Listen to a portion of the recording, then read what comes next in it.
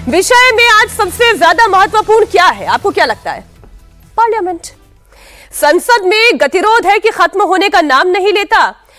विपक्ष है जो सरकार पर आरोप लगाती रहती है कि बोलने का मौका नहीं दिया जाता। प्रधानमंत्री का संबोधन होना था, वो भी नहीं हो पाया, तो बोलने तो प्रधानमंत्री को भी नहीं दिया जा रहा। क्या ऐसा है? पिछले 6 दिनों से संसद का कामकाज नहीं चल पा रहा है। लोकसभा की कार्रवाई हंगामे की भेंट चल रही है। कल लोकसभा में पीएम मोदी का संबोधन होना था, लेकिन विपक्ष की महिला सांसदों के हंगामे की वजह से पीएम का संबोधन नहीं हो पाया। माना जा रहा है कि आज राज्यसभा में प्रधानमंत्री मोदी का संबोधन हो सकता है। प्रधानमंत्री मोदी आज राज्यसभा में विपक्ष के सवालों का जवाब दे सकते हैं, लेकिन कल जो कुछ भी लोकसभा में हुआ, जो तस्वीरें आई, वो तस्वीरें मैं आपको दिखा देती हूं। कांग्रेस पर निशाना साध रही थी सरकार, और सरकार पर आरोप लगा रही थी कौन? कांग्रेस। पीएम मोदी पर हमले की साजिश थी, यह कहना है सरकार का। दरअसल कल शाम 5 बजे लोकसभा में प्रधानमंत्री नरेंद्र मोदी का संबोधन होना था, यह तय था। शाम 5 बजे जैसे ही लोकसभा की कार्रवाई शुरू हुई, वैसे ही कांग्रेस सांसद वर्षा गायकवाड़ की अगुवाई में महिला सांसदों ने पीएम मोदी की कुर्सी को घेर लिया, और ठीक यहीं पर जहां पर प्रधानमंत्री नरेंद्र मोदी बैठते हैं, वहां पर महिला सांसदों की कतार सी बन गई। प्रधानमंत्री जहां पर बैठते हैं वो एक परमानेंट कुर्सी है। पीएम सदन के नेता भी हैं, इसलिए उनकी पहली कुर्सी रिजर्व है। कांग्रेस की महिला सांसदों को आगे कर प्रधानमंत्री की कुर्सी का घेराव किया गया, और ऐसा भी नहीं है ये केवल बातें हैं, ये सब कुछ तो स्पष्ट है और प्रत्यक्ष है। अब तक की सभी संसदीय परंपराएं तोड़ दी गई। इसके बाद सदन की कार्रवाई को स्थगित करना पड़ा, और प्रियंका गांधी जब बाहर निकली तो वो इसका सपोर्ट करती दिखाई दी, और पूछा उन्होंने, कौन डर गया? देखो कौन डर गया। अब ये तस्वीर, इसी तस्वीर की मैं बात कर रही थी। कतारबद्ध महिला सांसदों ने उस चेयर को घेर लिया जहां पर प्रधानमंत्री नरेंद्र मोदी खड़े होते हैं, अपनी बात रखते हैं। ये परमानेंट सीट होती है। राहुल गांधी आरोप लगा रहे थे कि हमें बोलने का मौका नहीं दिया गया। अजीत जी, राहुल गांधी कह रहे थे कि विपक्ष को तो सवाल उठाने का मौका ही नहीं दिया।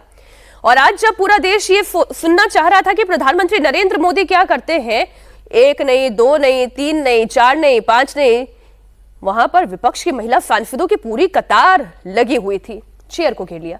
देखिए, ये बड़ी हैरानी हुई। हम लोग तो इतने वर्षों से, दशकों से हम लोग पार्लियामेंट कवर करते हैं। ये पहला मौका था जब प्रधानमंत्री का भाषण टल जाए, हंगामे की वजह से प्रधानमंत्री को भाषण नहीं देने दिया जाए। ये पहली बार हुआ। हालांकि ये सवाल अपनी जगह है कि जब कोई चर्चा नहीं हुई है तो क्या जवाब दिया जाए। चर्चा के लिए 3 दिन का समय था, 18 घंटे का समय था, कोई चर्चा नहीं हुई। राहुल गांधी को नहीं बोलने दिया गया, तो कई विपक्षी सांसदों ने अपना समय भी छोड़ दिया राहुल गांधी के लिए कि हम भी नहीं बोलेंगे। स्पीकर ने जब उनको बोलने के लिए कहा तो चर्चा तो नहीं हुई है। ये सही है, चर्चा में सिर्फ सरकार के तरफ के नेता जो हैं उन लोगों ने बोला है, चर्चा नहीं हुई है। इसके बावजूद प्रधानमंत्री के जवाब देने का और उस निर्धारित समय में जवाब देने का एक जब स्पीकर ने तय किया था तो वो होना चाहिए था। और यहाँ एक बात हम जरूर कहना चाहेंगे कि ठीक है, ये चर्चा नहीं हुई, वो भी ठीक नहीं था। राहुल गांधी को भी बोलने देना चाहिए था, ये ठीक नहीं हुआ है वो भी। लेकिन ये तो बहुत ही गलत हुआ है कि आप प्रधानमंत्री को नहीं बोलने दें, संसदीय परंपरा इस तरह से तोड़ी जाए। और दूसरी बात ये हम कहना चाहेंगे कि एक बड़ा संयम रखा कल सरकार ने। नहीं तो हम सब लोगों को लग रहा था दोपहर तक, सब लोगों को, जब कल 4 बार हाउस एडजर्न हुआ और किसी टाइम 5 मिनट से ज्यादा हाउस नहीं चल सका, और स्पीकर के चेंबर में कांग्रेस के सांसदों के झगड़े हुए किरण रिजिजू के साथ, जब सामान्य शांति बहाल करने के लिए स्पीकर ने अपने चेंबर में बुलाया, तब हम लोग को ये लग रहा था कि कहीं ऐसा तो नहीं होगा कि सरकार मार्शल बुला करके और अपोजिशन को बाहर निकालेगी। नहीं, वो तो नहीं हुआ। वही नहीं हुआ ना, तो हम ये बड़ा संयम बरता। वही करें कि सरकार ने बड़ा संयम बरता कि भाई महिला को मार्शल बुला करके स्पीकर महिलाओं को वहां से हटवा सकते थे, लेकिन वो नहीं किया। संयम बरता गया सरकार की तरफ से। हालांकि संसदीय परंपरा पहले दिन से इसमें टूट रही थी। स्पीकर को उन्होंने नेता प्रतिपक्ष को भी नहीं बोलने दिया गया था। तस्वीरें देश ने देखी, ये भी नहीं होना चाहिए। वो मुझे तो शर्मनाक लगी। लेकिन प्रियंका गांधी को ये तस्वीरें कुछ और लगी। प्रियंका गांधी ने क्या कहा वो आपको सुनाती हूँ। आने से डर गए सदन में, और उनके रेल मंत्री और निशिकांत जी तो बुलेट ट्रेन की तरह भागे लड़कियों से। जो राहुल जी ने चैलेंज किया था, तो आप बताएंगे किस बात से डरे? यही दिखाने के लिए कि यहाँ न स्पीकर की चलती है, न संसद की चलती है, न किसी और की चलती है, ये सिर्फ हमारी चलती है। हम जब चाहे किसी को खड़ा कर देंगे और वो जो चाहे कह सकता है, लेकिन हम एलओपी को नहीं बोलने देंगे। ये बिल्कुल हमारे बर्दाश्त के बाहर है। हम यहाँ इसलिए खड़े हैं क्योंकि हमें कीमती वोट दिया है हमारे नागरिकों ने, देशवासियों ने। हम समय व्यर्थ करने के लिए यहाँ नहीं आए हैं। हम यहाँ इसलिए खड़े हैं कि उनकी आवाज उठाएं, और हम उनकी आवाज उठाएंगे, और हमारे एलओपी को जब तक बोलने नहीं दिया जाएगा तब तक हम इनको भी नहीं बोलने देंगे। ये रणनीति है जो प्रियंका गांधी कह रही है अवधेशी, ये रणनीति है, हमारे जब तक नेता को नहीं बोलने दिया जाएगा हम भी बोलने नहीं देंगे।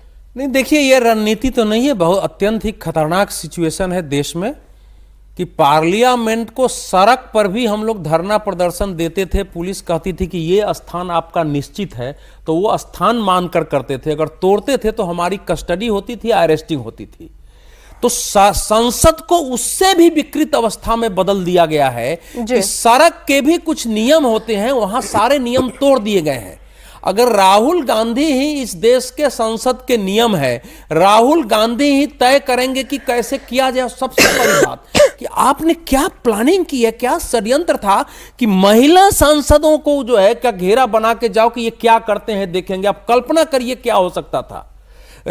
अजीत जी ने कहा कि सरकार ने ऐसा किया है, लेकिन सवाल है कि अभी देश को तय करना पड़ेगा कि इस प्रकार के विपक्ष के नेता से जो कि आसन के भी नियमन को स्वीकार करने के लिए तैयार नहीं है, जो ये तय कर चुका है कि हम संसद का इस रूप में षड्यंत्रकारी उपयोग करेंगे, उससे कैसे निपटा जाए, क्योंकि संसदीय व्यवस्था में इसकी कल्पना नहीं थी। सर, आप इतने सालों से पत्रकारिता कर रहे हैं, कभी ये तस्वीर आई? मैं वही कह रहा हूं ना, मैंने अपने जीवन में बोफोर्स कांड के समय विपक्ष के सारे सांसदों को त्याग पत्र देके लोकसभा राज्यसभा को खाली करते देखा है।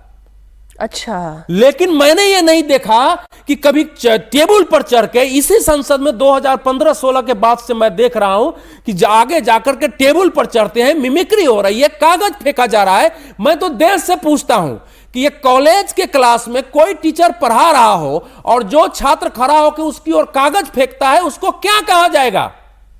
उसके लिए किस भाषा का प्रयोग किया जाएगा?